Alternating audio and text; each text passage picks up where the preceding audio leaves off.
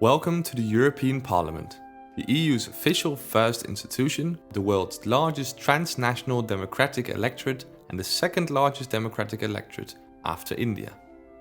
European Parliament currently has 751 members. They are headed by a president and a whopping 14 vice presidents. Seats are divided among member states proportionately to their population, with a minimum of 6 seats and a current maximum of 96 seats. While the larger countries are big players as a state, counterintuitively, in Parliament a Maltese citizen actually is represented better than a German one, with only 70,000 Maltese citizens sharing a Maltese MEP, compared to more than 800,000 Germans for each of their representatives. Every 5 years, MEPs are elected in their home country and sent to Brussels, where they group themselves into larger parties along ideological lines. MEPs usually vote in line with their party, rather than their nationality, even withstanding the pressure sometimes put on them by their home countries. So far, this seems to be too straightforward for the EU. So to make things unnecessarily complicated, the work of Parliament takes place in 3 different countries.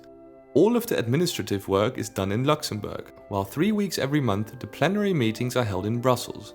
The remaining week each month, meetings are held in Strasbourg. And yes, this means all MEPs, their supporting staff and their documents move back and forth each month. They have 2 buildings, etc. As you can imagine, it is not super practical that the administrative work is done in another country.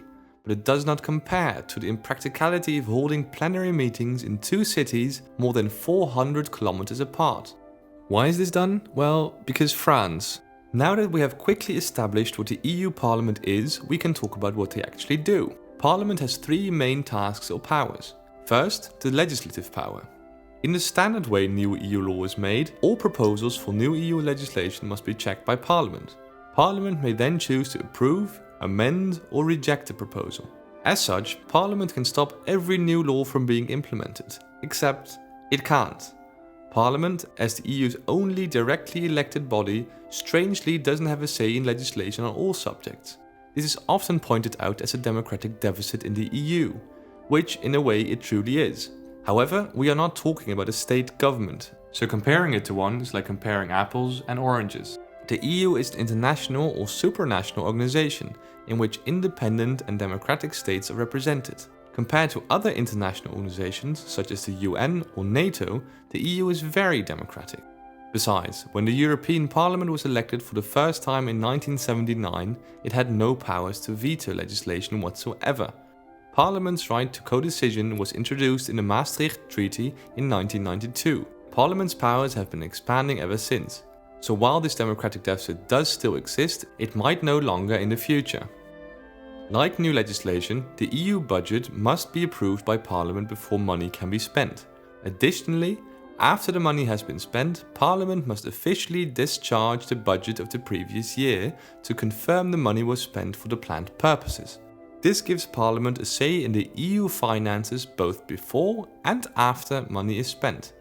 In line with the idea of separation of powers, Parliament, as the legislative branch, makes sure the Commission, as the executive branch, doesn't get too powerful. If Parliament is very unhappy with the actions of the Commission, it can cast a vote of no confidence, effectively firing the College of Commissioners. Voting is usually done by a simple show of hands, at which point the President determines if there's a majority. If it is too close to call, instead an electronic vote is used. In some cases, Parliament decides by simple majority. This means that a majority of the MEPs present and voting during the plenary must be in favour. MEPs that are not present in the plenary at the time of the vote or who choose not to vote are not counted in the total. In theory, this means that a single MEP could win a simple majority vote, as long as the rest of the MEPs are not present or not voting.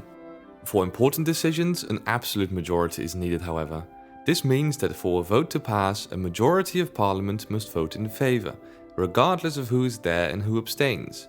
In this case, a single MEP can't win the vote. When it comes to a vote of no confidence, Parliament needs a 2/3 majority of the voting members on top of the absolute majority. The 751 European parliamentarians are elected directly by the European people every 5 years, making it the most democratic part of the EU.